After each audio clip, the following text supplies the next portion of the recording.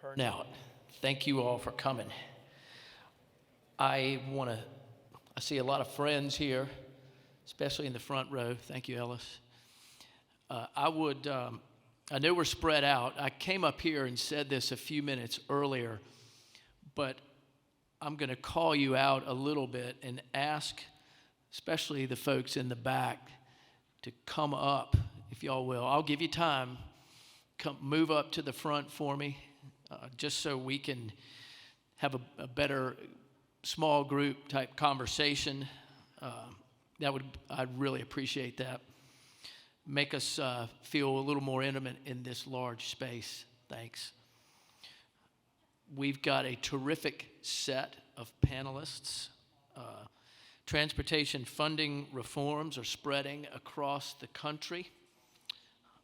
Our state, like many others, we're considering how to address future funding issues for transportation.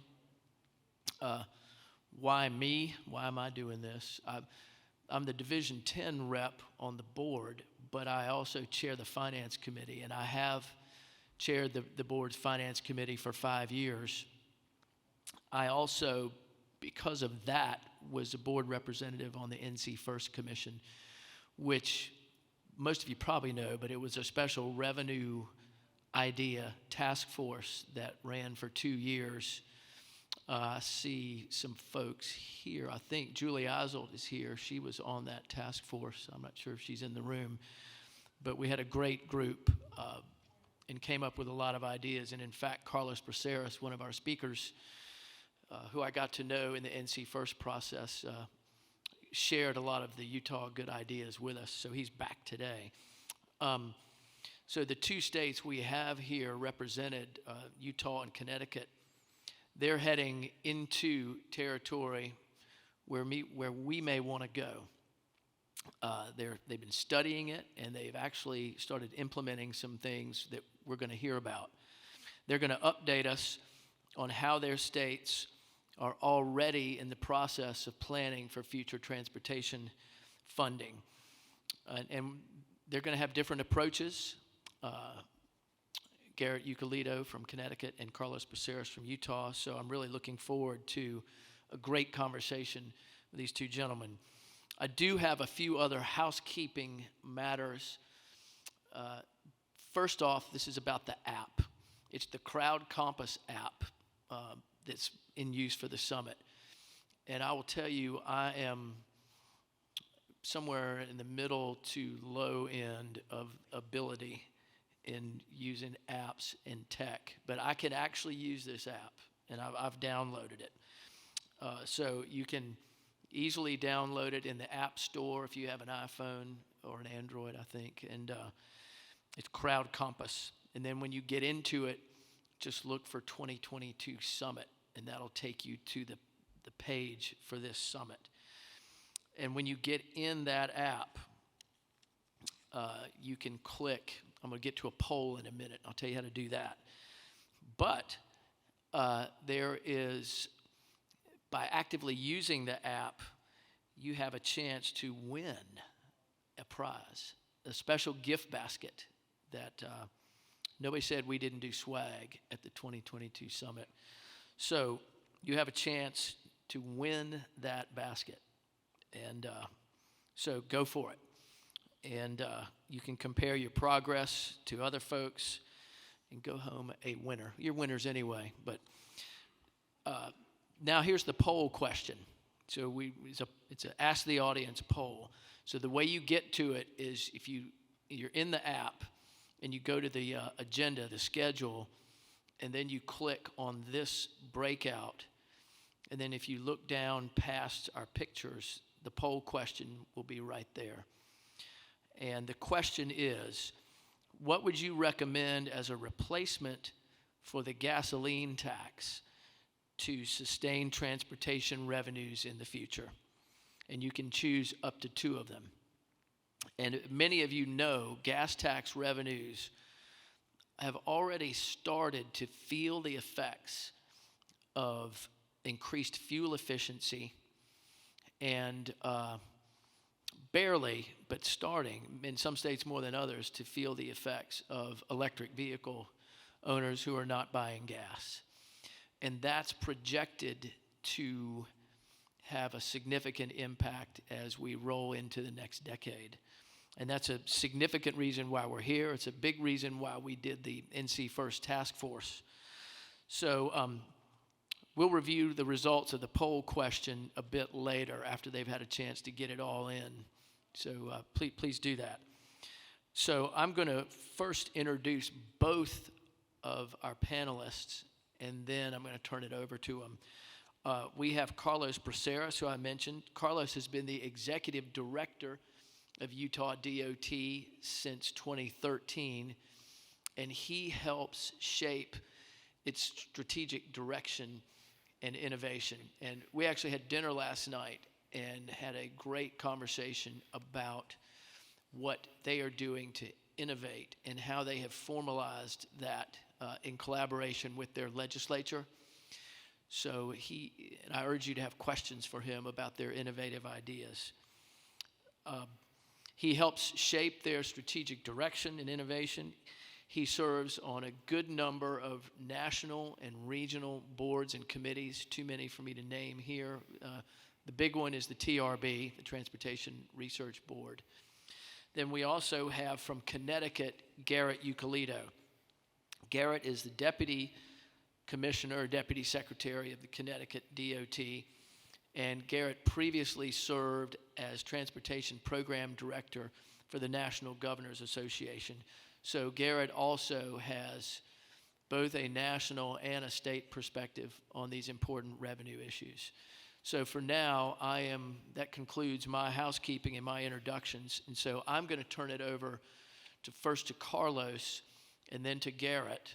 And then after that, we'll open it up. I'll have some questions for them, and I hope that you all will be thinking of questions as well. Carlos?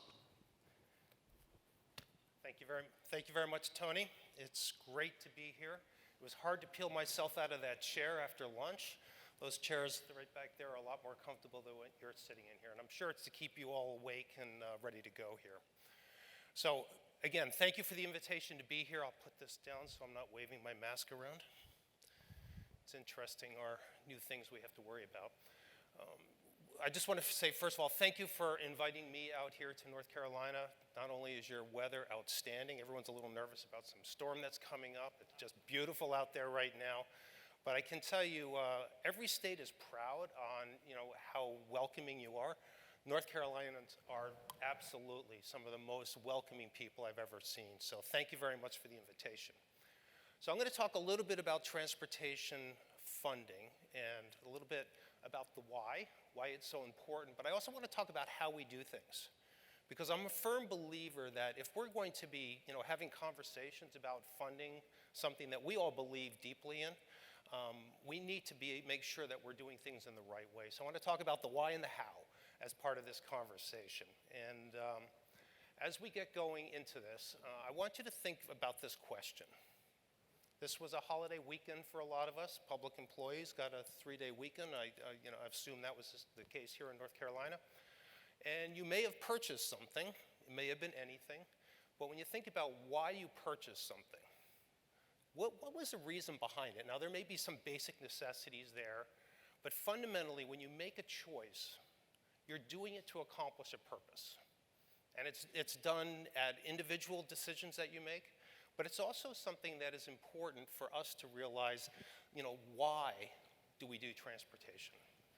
And I think it's important for us all to, recognize the why is essentially the mission we have. It's the purpose. And that's where I think we're so lucky in transportation, because having purpose in life really makes a job not a job. It makes something that is fun to do. And when you could do something that helps people, it's truly remarkable. And we can do that in transportation. And so in transportation, fundamentally, we don't exist to plow snow. You guys might have to plow snow here in a couple days. We don't exist to fill potholes, build great projects. We exist to improve the quality of life and the economy of our states, our cities, our nation. And you think about it, you are making people's lives better and you're saving lives. And I think it's so important to remember, if you're thinking about transportation funding, you need to have a conversation about something that resonates with people. Why do they care? We can't talk about transportation the way people like me, I'm a recovering engineer, we like to talk about, I'm not going to apologize for that, but we like to talk about, pavement smoothness, or the overall condition index of a pavement, or the bridge sufficiency rating. Good God, what does that really mean to people? They really don't think about that kind of thing. And when we start talking in that language, we're not connecting with the people that need to make really brave decisions about whether or not they want to provide adequate funding for transportation. So when we talk, we need to be talking about things that matter to people. How does it make a difference in people's lives? And that's a different conversation than I think most DOTs have been having over time. We almost want to talk about this calamity that's going to come upon us, these dire consequences if we're not adequately funding transportation. And so, one, we need to change the conversation about what we talk about. When we think about the national roadway system or the different transit systems around the country, the purpose behind it, it's really a cornerstone to the great quality of life that we have. It connects us. It connects us to our neighbors, and it connects us to the people in the next state. It connects us to people from all around the world. And because of our strong infrastructure system, we have had the freedom to really move and to change this country. It means access to jobs, access to opportunities. It means the products that you depend on, the things that you want to buy, because when you go and you travel to a store, or if you order it online, you want to get what you want when you want it. Transportation means people can do that. We've heard a lot about supply chain in the last couple months, but that's what it really is. The supply chain is dependent on our transportation system just working.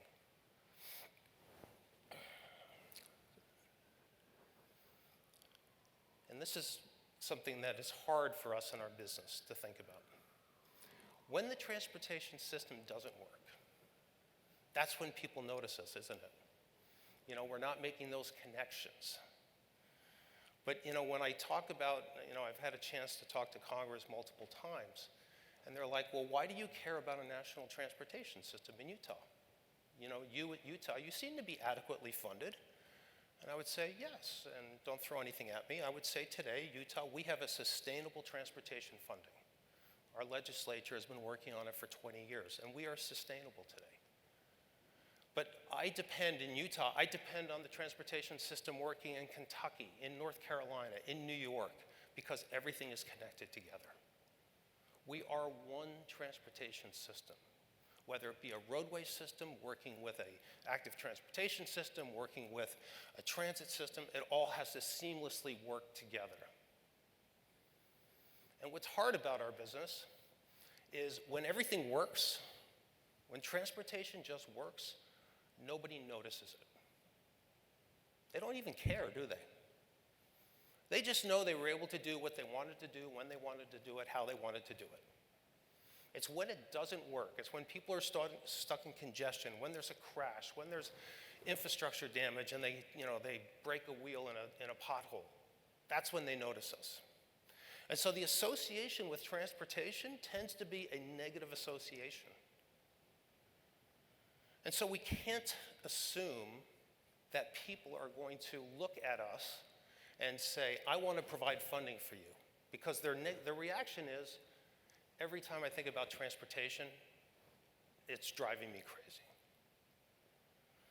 And so when I talk about the why transportation is important, we always have to lead with that.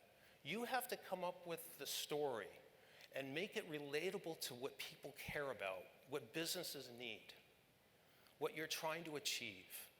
It's not the things that we immediately go to, those direct byproducts of our work. It's the things that our work supports. So always lead with the why. And now I'm going to talk about how we do things. Because I'm a firm believer that how we do things in our business matters. And sometimes I think we get too caught up in the success of a project, the success of a program.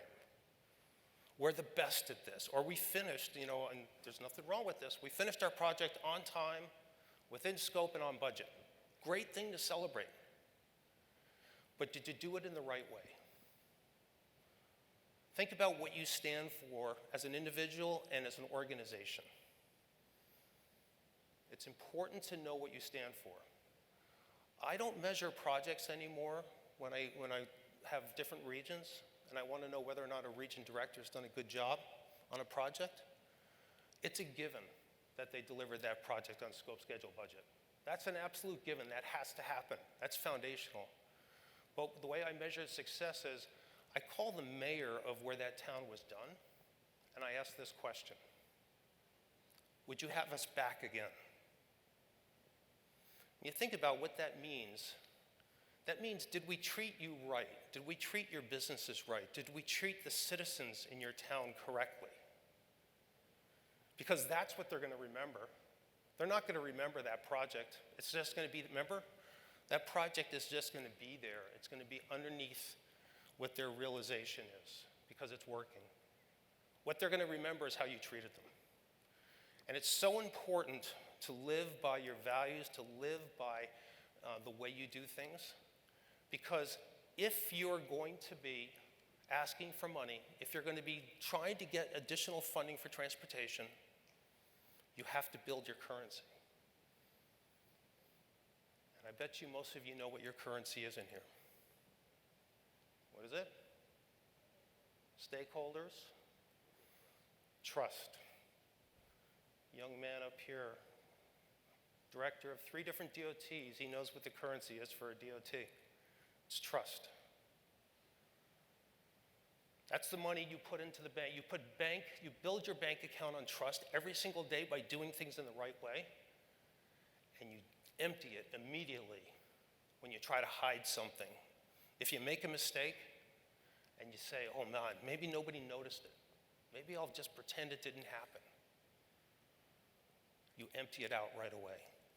Before you can have the conversation about transportation funding, you have to make sure you're communicating it in the right way, and you've built an organization that has built trust. And you know what trust looks like, right? Trust is the way where if you're having a conversation with somebody and you tell them, I'm going to do this, and that's where it ends, because they know you're going to do it. But if you have to keep going around on this, if you have to keep answering questions, that should send up the flags. I have a problem. I need to think about what I'm going to do to build that trust. Don't start down the path towards having a conversation about building up more revenue for transportation until you've built the trust. I think that's the most important thing you can do. Okay. As an industry, we're pretty good. We're pretty good at doing things and innovating things, right? We've learned how to do projects in a different way, to do value-based projects. We've brought new materials to the table. We've built great things. And as engineers and people in our profession, we're interested. We like to think about how we're going to do things differently. But have we done that with transportation funding? Oregon, first state in the country to pass a gas tax. I think it was 1918, 1917. Over 100 years, gas taxes worked really well. But it's difficult to change things, isn't it? Rate of change is scary. But I can tell you this, the gas tax has served us really well for the last 100 years. It's not going to be serving us into the future. And so you have to go through and help people understand why that's the case. I think most of us here would say, well, we heard Governor Cooper this morning talking about the need for electrification and building electric vehicle charging infrastructure and the fuel efficiency on our cars. Between the gas tax, the amount of money coming in on the gas tax, and between the fuel efficiency and the electrification, the gas tax revenues are not keeping up with the cost of maintaining and operating our system. They just flat aren't. And then you layer on top of that the need for us to expand our system, whether it be highways and transit, because I guarantee you there's not a state in this country that doesn't have the need for expansion. They absolutely have to. So once we get to the point where we realize that the gas tax was great, but it's not going to be around for 100 years. So what are we doing today for that conversation? And I applaud North Carolina DOT to have this conversation and starting to think about what we're going to do to be able to move forward, because transportation matters. It's so critical to what we value in our lives, to our quality of lives. The things that you care about will depend on a well-funded transportation system for future generations. Now, let's kind of shift a little bit, because I was asked to talk about the national infrastructure crisis. Now, I hate the word crisis. It implies that none of us have been doing our jobs at all. And I don't think that's true. We've been responsive and doing amazing work with our transportation system. Just look at the quality of life that we have in this country. I think we too often think about the negative, but we don't go forward and think about the future enough. We're doing a good job with what we have.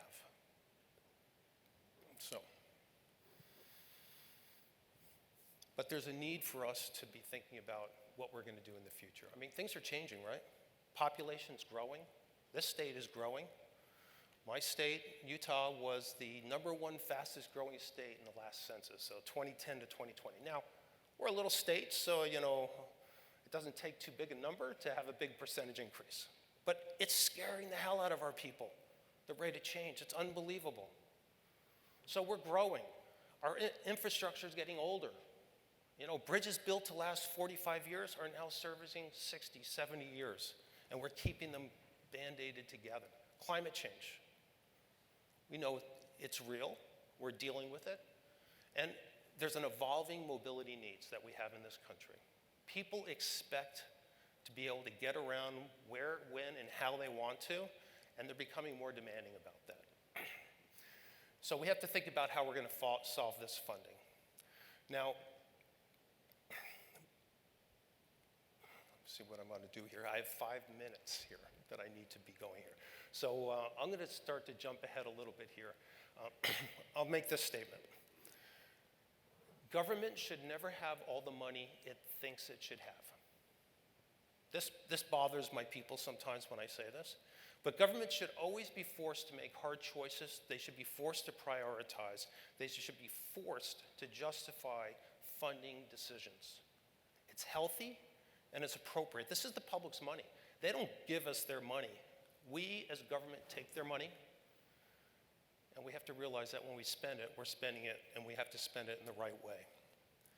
So I think everyone who has been in this business knows that we never anticipated at the national level that the Highway Trust Fund, so 18.4 cents gas, 24 cents of diesel goes into the Highway Trust Fund. We never expected that would sustain the system going into the future. We knew we would have to deal with increasing revenue sources to this, and we've been talking about it for a long, long time. Now, the gas tax was built on this idea, this very important principle of user pay.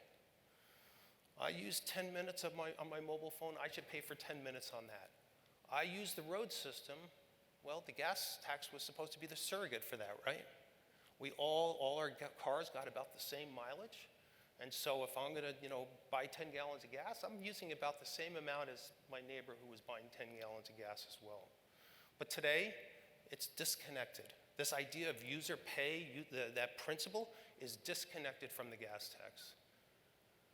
And so it's one of the things that's interesting is for politicians, I don't know if we have any elected officials remaining from this morning in here, so let's see if I get myself in trouble. It's as hard for a politician to cut a program as it is to add to a program. So the trust fund cannot sustain the funding levels that we were at on the FAST Act, the last federal bill. And so the federal government, what did they do? What did Congress do? They did, I'm going to call it some legislative, congressional gymnastics. They twisted themselves in pretzels and came up with all kinds of funding gimmicks so they could at least keep the funding levels about the same with a little increase. Now, the IIJA had a nice increase. It's a great reauthorizing bill. But again, we've further disconnected the Highway Trust Fund from this idea of, the gas tax funds transportation. That's not what's happening anymore.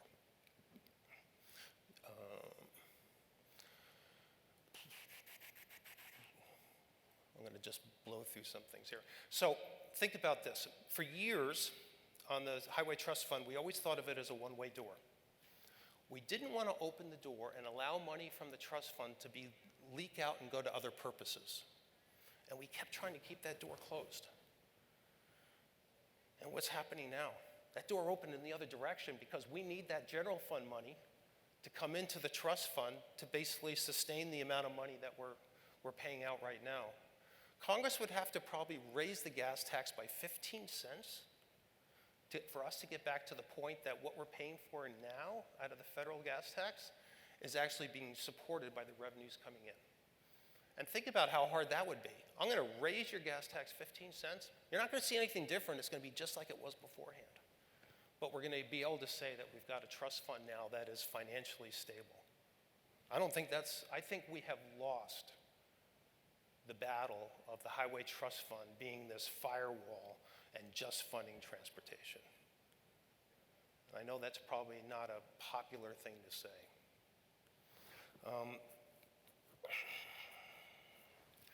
So I'm just jumping ahead on stuff here. Okay, so I'm going to go back here, just funding now in general. Back in 2003, 2004, the Utah legislature, we were coming off the Olympics. We had gone through a recession in 2002. We were in the middle of a massive capacity building program. You know, for us, it was a $2.2 billion program that grew to a $3.6 billion program, 5-cent gas tax in 1997, doubling the vehicle registration fees. All of a sudden, we go into recession because we were bringing general fund money in, and all of a sudden, the revenues drop, and we want to keep the program going. And so the legislature created this task force, and they came out with these fairly important principles that we are still living by today that I think have applicability at a national level. First of all, this idea of our purpose, that the idea that transportation was a critical foundational element for our economy and our quality of life.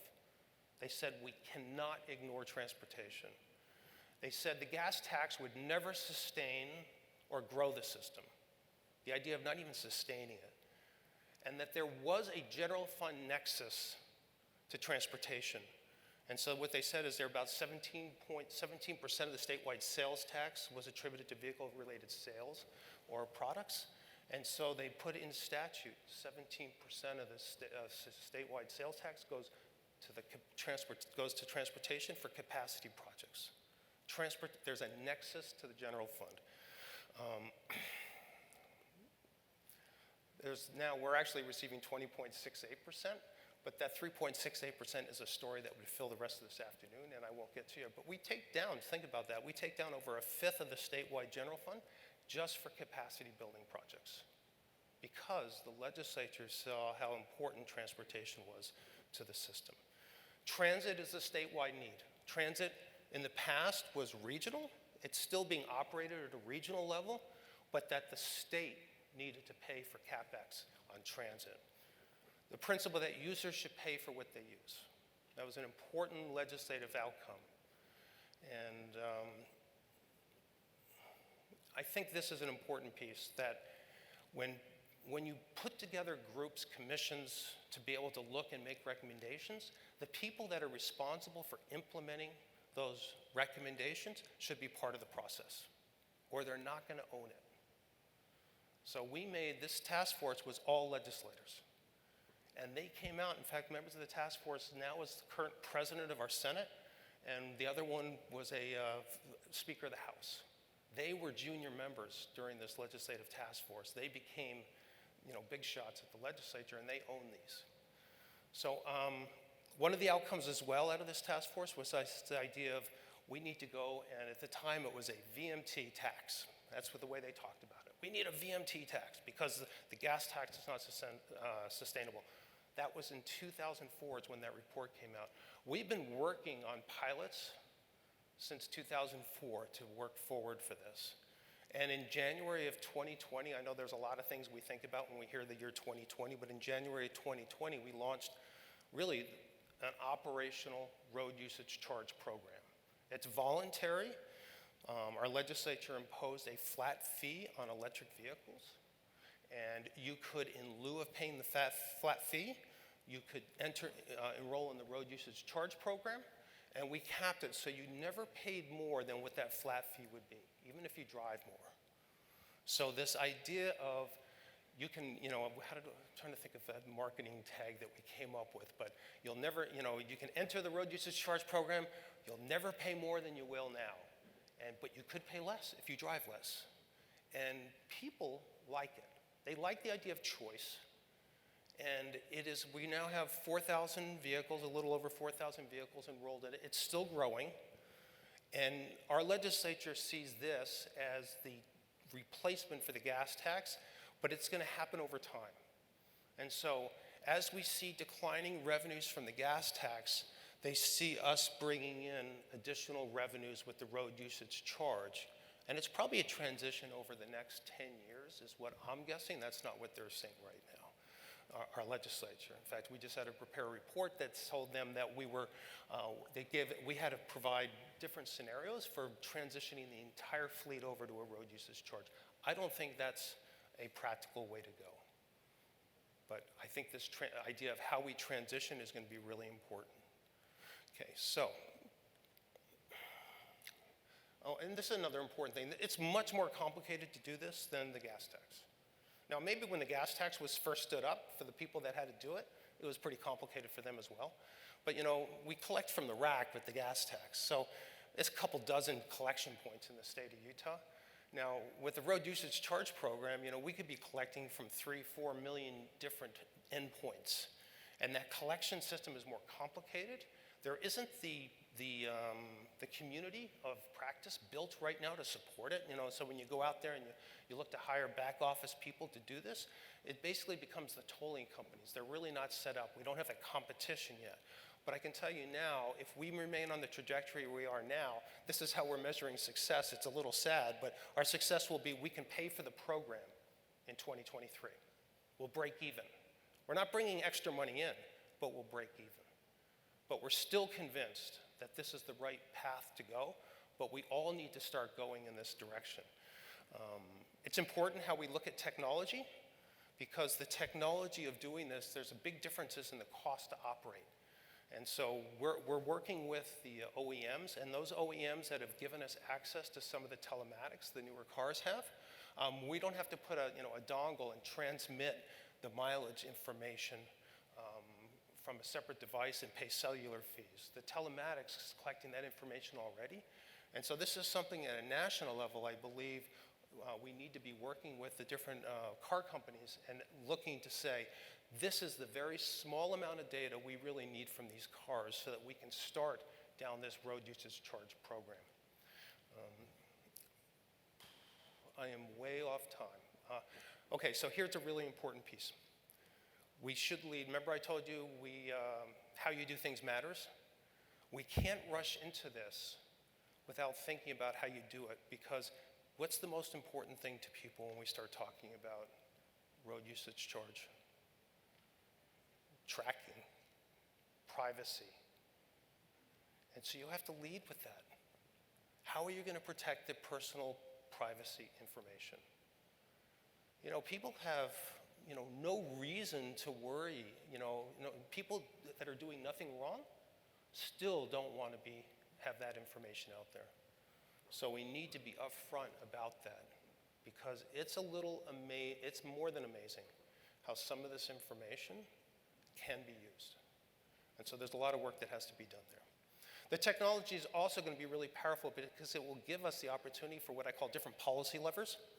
You're going to be able to, if you're interested, congestion pricing. If you're interested, maybe greenhouse gases is a big concern for your area, and maybe you want to charge cars that pollute more and more money. But just think of the next trap that falls into. Think about the people that have vehicles that pollute more, older vehicles, people of lesser means. Do we have an equity issue? And so as this moves forward, there's a ton of questions. Every time you learn something, you open another can of worms on things that you should be thinking about. User experience. Think about, in government, we don't think and talk about user experience, the experience that people have as they interface with us. This is a whole new level. People need to be looking at this opportunity to interface with government, and it should be a smooth, simple, pleasurable thing to do. It shouldn't be something that has them shaking their heads. So just as Tony talked about getting on the app and looking and answering the questions, think about what your experience would be as you work with government on this road usage charge program. Make it simple, make it easy. Okay, I am going to jump to the end here. I think that we need to think about transportation funding in a couple ways.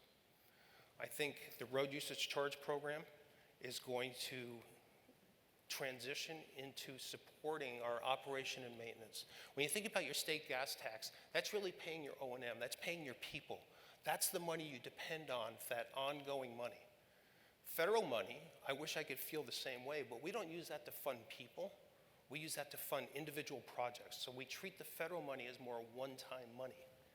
And then I believe the general fund money should be very much actively talked about in terms of how you fund it for those big transformative projects that we all need, that are multi-generational type of projects. So as you think about your funding, gas tax is what we basically live and breathe on at a DOT. That's where I believe road usage charge gives us the way to go. So with that, I will finish and say thank you for your time and turn it over to Garrett. I guess that's my job, right? Yes, okay. Garrett, take it away.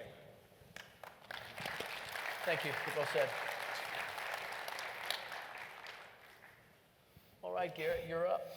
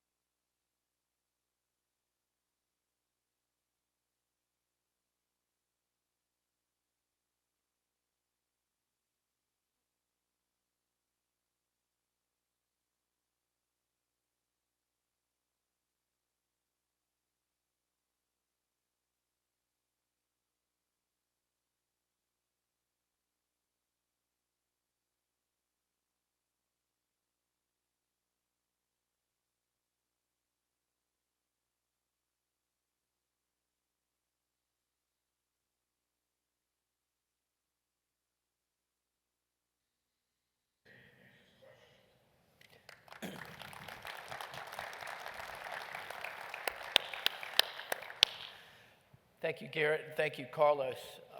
Those ideas are food for thought for us as we start to look at our revenue situation. And I know that there are folks here who I've had those kinds of conversations with, and those ideas are on the table in North Carolina coming out of NC First.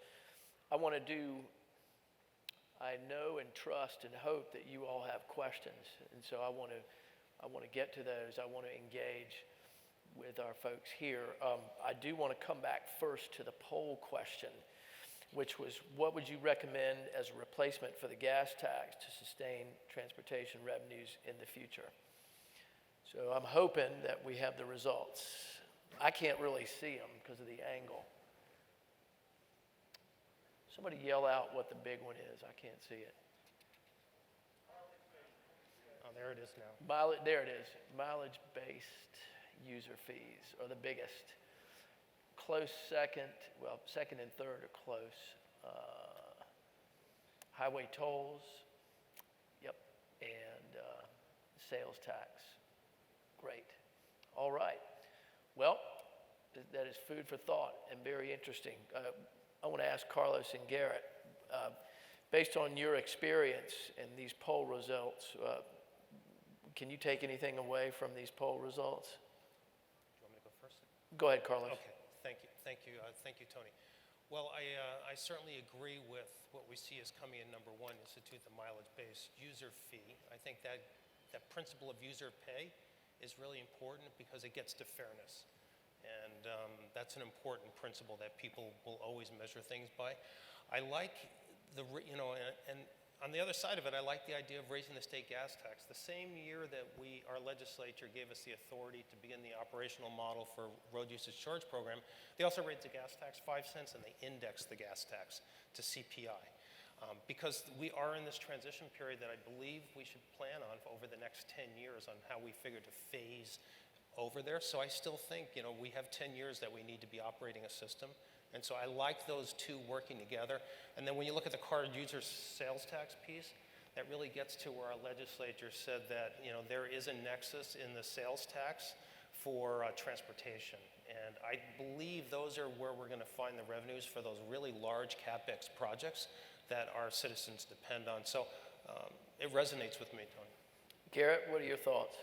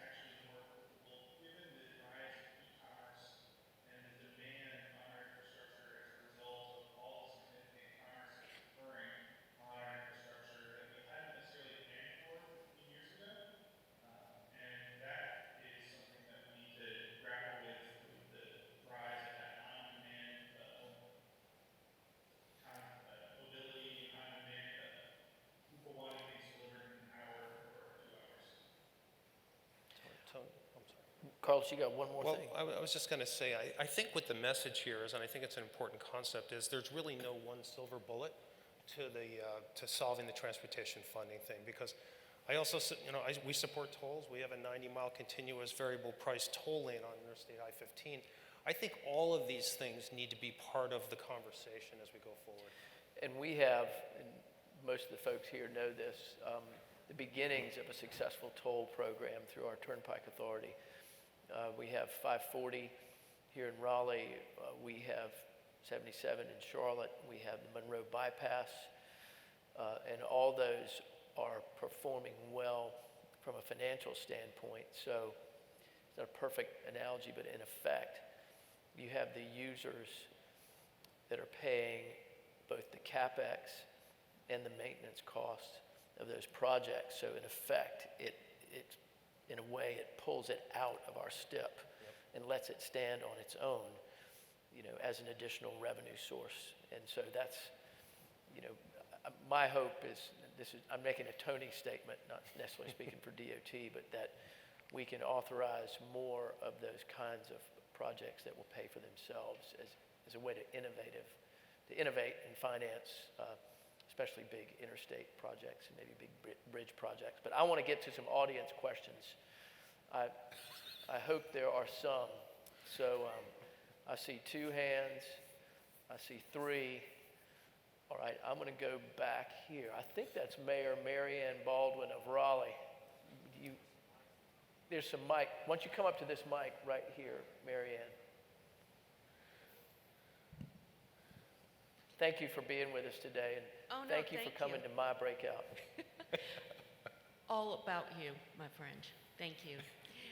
I'm kind of struck by the conversation that we just had. It was very focused on highways and highways and highways, whereas transportation and the issues that we're grappling with here in the Research Triangle is more than that. It really is about our bus system, how to improve service, intercity and commuter rail, and also micromobility, pedestrian, biking, whatnot. I didn't hear either of you talk about those issues. I know Salt Lake has a very robust light rail system. The city of Raleigh is actually going on its intercity visit to Salt Lake to learn how you did this. So I would be very interested in hearing any innovative ways that you have about funding that's beyond highways. Thank you. Can I touch that? Yeah, I want to give you both a crack at it. Garrett, why don't you go first, since Carlos has been going first, and then we'll get to Carlos. Thanks for that, Mayor. I completely agree with you. Here in Connecticut, our highways are built out. You can't build them out any further. That stopped a while ago. So our entire focus is on improving mass transit. We had, prior to COVID, the busiest commuter rail line in the country, connecting us to New York City. We launched a new bus rapid transit system on dedicated Chapter and launched a new rail system going all the south interstate between New Haven, Connecticut, Hartford, and then Springfield, Mass. So the problem we encountered there is there's no way to charge the users of those systems full operational costs. And that's why when I talk about the appropriations from our budget, paying for bus and rail is the second largest component of our budget after debt service. It's more than our operating costs of our agency. So we need to identify ways to help cover the costs because we are focused on expanding transit in our state. The problem is our municipalities in Connecticut, they don't have their own local sales taxes. They only have property taxes, their only revenue stream. So if we try to monetize our land around our transit solutions, our municipalities would be like, whoa, wait, we need that money for our local government. So we're trying to find that balance there. So that's where we think the sales tax, statewide sales tax, we have 0.5% of it coming to our transportation fund. That helps cover not just based on users of the roads, but also all people in our state who have any mobility of any kind. They're contributing to transportation through that 0.5% sales tax. Carlos? Yes. Yeah, Mayor, great question. I did mention transit several times in my talk as something that the state legislature recognized we need as a state to get into the game. And so the way we are trying to find that balance, because transit right now is all operated at a regional level. So either it's within a couple counties, the commuter rail system goes across 4 or 5 counties right now. Light rail, all is in Salt Lake County, 5 different light rail lines that are there, and then again, probably 5 or 6 BRTs. We as a state are helping fund the CapEx, and the way that the legislature did this is very interesting. So I mentioned that our gas tax is indexed, and so the index, now our gas tax is also state constitutionally protected for roads. It cannot be used on transit. So the way the legislature maneuvered on this, see if I get how deep a hole I dig on this, is half of the indexing, half of that money that's generated goes and gets laundered through our statewide sales tax, and that frees up that money for transit. So we do the capital CapEx, the CapEx projects for transit, and that helps the regional authorities be able to not have to expand the system. They can focus on operating. And so we're trying to take that path. We've also set up two different funds. One we call it the Transportation Investment Fund. That's for capacity projects on the state highway system. The other one's the Transit Transportation Investment Fund. Again, statewide sales tax for transit. Out of each one of those funds, we can fund active transportation projects, and local communities put applications in. And what we look for is in those applications is a 40% match from the community, and we'll come up with 60%. So, our goal right now is 1,000 miles of trails that will help support and create a unified transportation system. So active transportation can help support transit and the road system. We're trying to think of it as one system, not all these different pieces. Thanks, Carlos. And Marianne, thank you for that good question. Our next one is Ellis Powell, whose hand I saw up. Ellis is head of our APA. Thank you, sir. Sorry about that. I do like the conversation here today, and particularly the fairness of the user pay. And, when you talk about transit and you talk about it not being able to sustain itself by the user paying, that's a little concerning to me, just as a citizen. And, transit's not everywhere in this state, but roads are. But the real question I had was about your, Mr. Carlos, your road user pilot program, I believe. And that is, how often do you collect revenue from that? Is it annually, or are there options? And then when you get into other people that maybe can't afford to pay that big fee once a year, how do you see that working? Yeah, thank you for that. So the road usage charge program, it's not a pilot, it's actually fully operational. So it's not going away, at least that's what our legislature tells us. Yeah, so it's fully institutionalized in the organization. We charge monthly, and that was part of, I think the appeal to this. Instead of paying a one-time yearly fee, which was imposed on electric vehicles by the legislature, you could pay your mileage based on how much you use the system. Now, one of the challenges we've had is with those that are unbanked.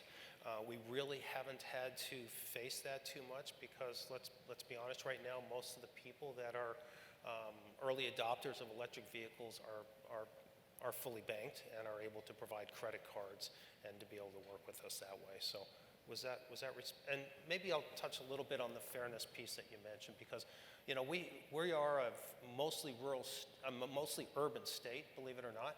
90% of our population lives in an urbanized area, but we have very rural parts of Utah. And so when you look at spending statewide sales tax dollars on transit, it became quite a conversation with our rural legislators. And the conversation evolved to this. If we can make an investment that moves more people at less costs in an urbanized area, which might be a transit investment, it will free up more money for uses around the rest of the state.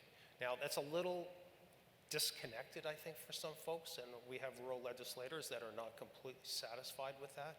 But we're also building transit systems in fairly rural parts of our state right now. For two of our national parks, we're building a small system for Zion's National Park, which saw over 4 million visitors last year. There's no room for people to park anywhere near there. And also for Moab National Park. And so the rural parts of our state are seeing that there are benefits to the transit investment, even for their areas. And I'll just add that in states that are more mixed, rural and urban, that where the freeways are completely clogged up at rush hour, Yep. the commuter rail, maybe this is true in Connecticut, the commuter rail gives folks an alternative to rush hour traffic, rural people to get to jobs in urban areas. So there's an economic opportunity element to that. I saw some other hands. Well, I know you like to ride your bike to work, Tony. I do, but I have the good fortune of living close to where I work. I don't live in a suburb, but if you go to Europe, some of those people ride their bike from a suburb, but that's beyond today. Here we go.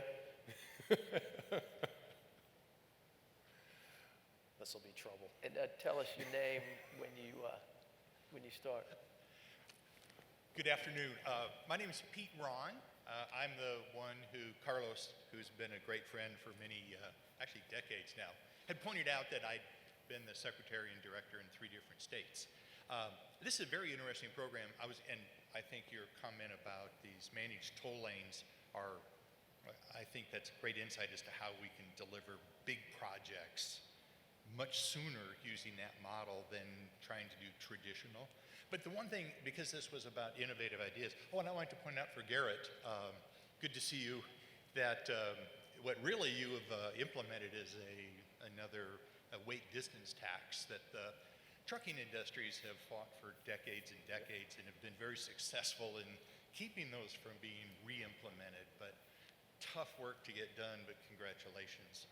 But the one thing I wanted to point out is, as there was conversation about indexing, is I think Georgia deserves a lot of credit for their approach to indexing, which actually has 2 different indexes. One, the inflation index that everybody is really using, but they also have adjoining it an index for the average fleet economy of the vehicles within their state. So as vehicles become more economical, more efficient, use less gas, they've come up with a way to actually manage that impact along with inflation and adjust the fuel tax based on that. And I think that's frankly, is a very good way to transition to that eventual change to the new revenue streams, because it keeps their revenues consistent. And so if you've not looked at that, I would really urge you to look at Georgia's system, and also to continue to look for those opportunities to deliver big projects through the managed toll lanes. Carlos and Garrett, quick thoughts on that?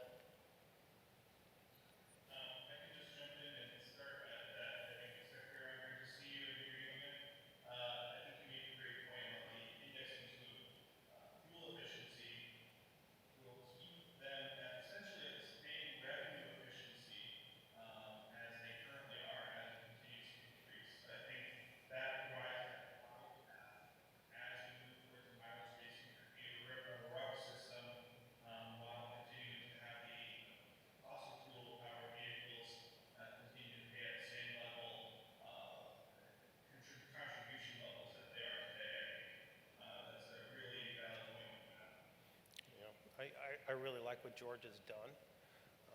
Don't underestimate how difficult the indexing conversation is. If you do go down the path of talking about indexing, one of the things that was important for us is to make sure it was like a ratchet, and it would only go up, but it wouldn't go down. And so if you're going to go down that path, make sure you get that installed as part of it. I believe our motor fuel tax has an automatic component in it annually. It can only go up. I'm looking at Bert Tysico. I don't remember the exact percentage, but he's waving his hands. That's 10? He's waving both hands like this. 10 questions. Okay. All right. He's got 10 questions. Oh, gosh. You can have, we'll see about how one goes, and then we'll take it from there. Oh, gosh. Okay. Let me choose wisely then. Thank you both for being here today. Always look forward to your insights. One question is, both of you, interesting enough, use the word sustainable transportation revenues in your presentations. I know I've used it in the past in relation to our single source of the gas tax, but do you have a definition of what that means? Because it may be that you guys are starting a trend here today, and let's get the definition correct.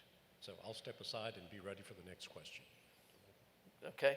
Okay, so Bert, I think what I heard you say is, what is our when I use the word sustainable transportation funding, what is my definition of sustainable? because it is not I'll acknowledge, it's not a universally accepted definition, but the first one is from an asset management perspective. Do I have enough money both today and what I project to receive in the future from my statewide gas tax revenues and my federal funds to maintain the system? And we have, all states have an asset management system. We're projecting, we've got the decay, and we believe we have enough money to keep our pavements, our bridges, our major assets in good condition. And we've done that analysis for that. So that's step one. Now, the second step, and I can get agreement from that on legislators. They can kind of nod their heads, say, well, sure, I'm not interested in that, but you do your job. But the second step is, do we have enough money for that growth that we're experiencing with our population growth, with the amount of businesses that are moving in? That's a little more subjective, but when you look at the size of the program for a little state that we're managing right now, it's never been bigger. I think we're falling back. We're not going to be able to meet the needs with roads. We've acknowledged that, and I have most of our elected officials have accepted that. And so that's where they made the concession, and I'll call it a concession, that the state needs to invest in transit as well.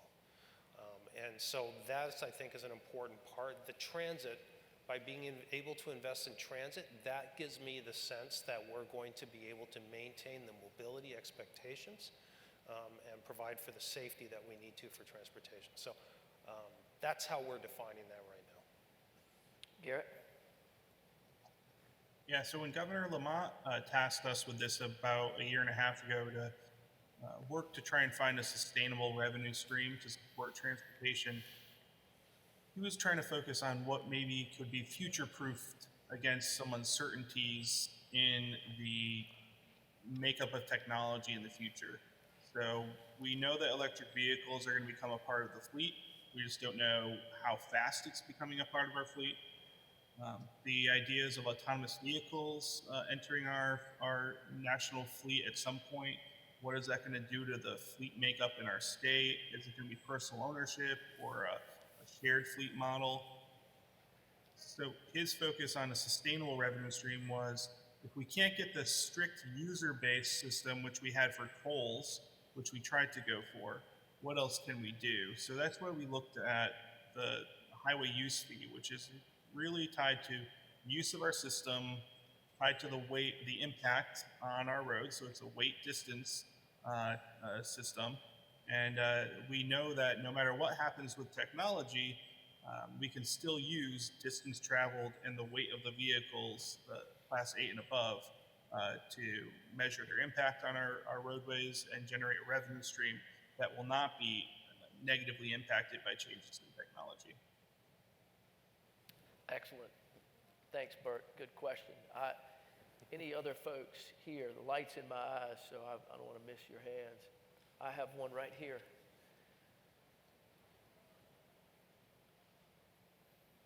Hi, gentlemen. My name is Amy Varn. I work for a technology transportation company in South Carolina. So I'm excited to be in North Carolina and learn everything that you guys are doing here, and now in Utah and in Connecticut. My question was safety. What percentage of your funding goes towards safety, and how do you push or monetize safety when you're trying to approve a grant for a company that might want to focus on that in the state? What percentage? Okay, I'll start with that one. I'm not sure I understood the second part of that question, but well, first of all, every project we do is a safety project. I don't care if it's a freeway expansion, if it's a new road, if it's an intersection, if it's a paving job, every single project, and I would submit that most DOTs are the same way. You're looking at the crash data, you're projecting you're looking to see what improvements I could make to improve the safety. So every project, so 100% of our funding is not going to safety, but every project we do is a safety component. Obviously at the federal program, there's the HSIP program, the Highway Safety Improvement Program, where there's a percentage of the federal formula dollars that are, quote, for safety projects, and there's a very focused way of selecting those projects based on benefit costs of those safety outcomes. I did not understand your second question relative to monetizing safety. You kind of answered it in the first part. You said that every project is based on safety. So for example, we have a company right now that is actually in Georgia, and they're requesting a grant to buy the technology that I sell. And I was just curious to try to understand what is basing their decision, maybe what you do in your state to base that type of funding grant. Still not sure I understand. That's more around safety. Do we do grants just for safety benefits? Is that it? Or do we do grants for technology to improve safety? Is that the question? Both, yes. Yes and yes, but the problem with grant program, the problem with the discretionary program is it doesn't focus us on strategic improvements to the highway system based on the outcomes we're trying to achieve. You have to look at every individual grant, and then you try to find the project and bring in components within that project that might be able to compete. So I'm not a fan of the discretionary program. Everyone looks at it and says, oh, it's all this money, we got to go. Well, of course we have to go after it, but it does not allow a very strategic approach towards the outcomes that we're trying to get to. And it's actually somewhat disruptive of the planning process, I believe. But we always put our foot in, and we try to compete as best as we can in those programs. And anytime we can save lives, we want to do that. Investing in technology, we had this conversation last night at dinner. It's a little more difficult to be able to pass the red face test on making technology investments, because you have to show a use case and a benefit for that investment. By saying that it's going to make us more efficient, it's going to make us more effective, it probably will. But for the public, when you're taking those gas tax dollars, you don't have to explain very hard why you're repaving a road. But if you're going to buy, we've been connecting our traffic signals to our transit vehicles and to our snow plows. So we say, well, why should we be doing that and investing our money into those things? And our use case was, our goal was by connecting the buses to the signals, is we give preemption to the buses to have better reliability. We could measure the better bus reliability. On the snow plows, when the blades are down, we give signal preemption to the snow plows. The theorem is that the faster we can clear the roads, the safer the road will be. It'll be a safer experience for the user. So when you're making an investment in technology, you have to always be thinking about what is that outcome, that direct use case that we can explain to our elected officials and to the public. So it's an extra step I think we have to go through, because I know we all are committed that we can become better DOTs with investments in technology. Garrett, did you want to weigh in on that? Yeah, just briefly, I can echo that. We do have a significant portion dedicated just to safety projects, like the HSIP program. We actually did a measurement of how much of our general federal highway funds go into bike and pedestrian infrastructure, because each project we do has some of those components. And we found that last year around 9% of all of our funds were spent in some way or another on bike and pedestrian infrastructure, even though it's part of a larger project. So it is everything we do is tied to safety. But the important part is having that data available. And, not saying this just because Carlos is on the panel and just because Secretary Ron's in the audience, but two states that have done a great job using data to improve safety on our roadways are Utah and Maryland. They take the data from every single crash. They have really extensive crash data repositories. They're able to granularly identify the characteristics of those fatal crashes, serious injuries, what the factors were, where they occurred, and that's something we're trying to emulate here in Connecticut. We partnered with the University of Connecticut to have them be our repository for all of our crash data and do that data crunching so we can really micro-target where there are patterns of problems. Thanks. I'm going to ask one lightning round question, and then we'll be done. So my question is for both of you guys. Based on your experience with the innovative funding ideas you had talked about here today, can you each tell us one thing that you could recommend to us maybe that you would do differently, that you learned from, something, say, all right, if you go into this, start this journey, here's a lesson. I can start there, and Okay. so having been my background is from a state budget office before I moved into transportation, so I have those number scars from various battles. Um, the important thing that I've found is working with our legislature and the public is to clearly explain why we're having the discussion about financing in the first place. What are we trying to achieve in our state? And I think sometimes we fail to do that. What's the reason that we want to invest in transportation? And I think sometimes we just focus on the numbers and how much we need to raise and what the potential sources are. So that's something that I would do differently and advise my previous bosses to do differently, is focus on the outcomes first and what we're trying to achieve. And then how can we work with those who are bought into that vision to find a solution. Carlos, your one thing? Okay, so I'll be a politician here, so I'll do more than one thing. I'll say relationships, build relationships, be relentless about building those relationships every opportunity you get, and work towards that trust that I talked about. So building trust with everybody that you can, and be very clear about what these opportunities could be, but also what they might not be, and whether or not, and then if somebody's willing to trust you and to give you the leash to make it, to try something new, be very clear and consistently communicate what's happening, what's working, what's not working. Don't try to hide it. Great feedback. All right, let's show our appreciation for Garrett and Carlos.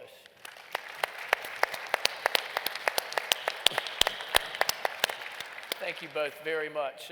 Just a couple quick housekeeping things. We're going to have a 30-minute break, and then the next general session will be here at 3:30. I want to thank again all of our sponsors and vendors. Without their support, we couldn't do this.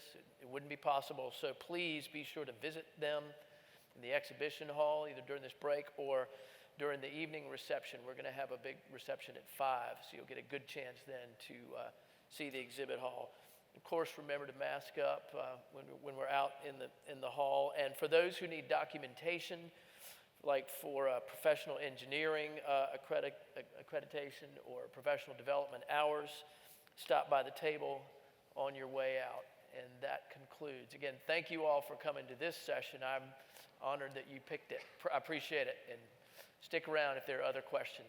Thank you very much.